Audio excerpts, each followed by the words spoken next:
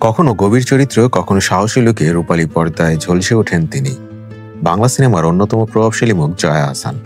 আজ আবার একটা ছবি সোশ্যাল মিডিয়ায় ঝড় তুলেছে। কিন্তু কি আছে সেই ছবিতে, কেন এত আলোচনা, চলুন জেনে নেওয়া যাক।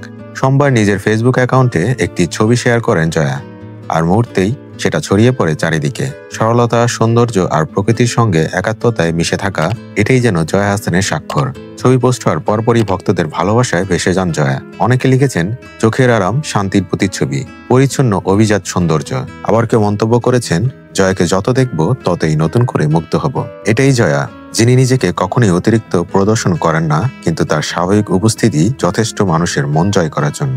চলচ্চিত্র, নাটক, ওয়েব সিরিজ যে মাধ্যমেই আসুন না কেন, দর্শক নিশ্চিতভাবেই কিছু আলাদা দেখতে পান। তার অভিনয়ে রয়েছে গভীরতা, পরিণত ভাব আর চরিত্রের সঙ্গে নিজেকে গড়ে নেওয়ার অবিশ্বাস্য মানসিক শক্তি।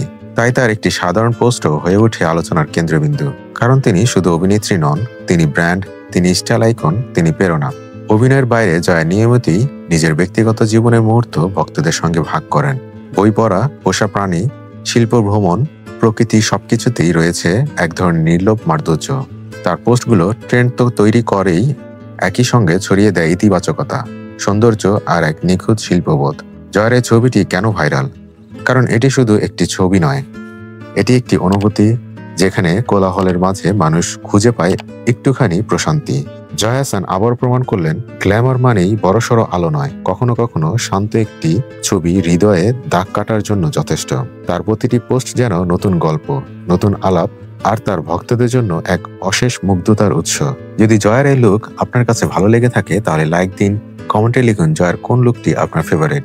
আরও তারকাদের নিয়ে ভিডিও পেতে সাবস্ক্রাইব করুন আমাদের চ্যানেলটি।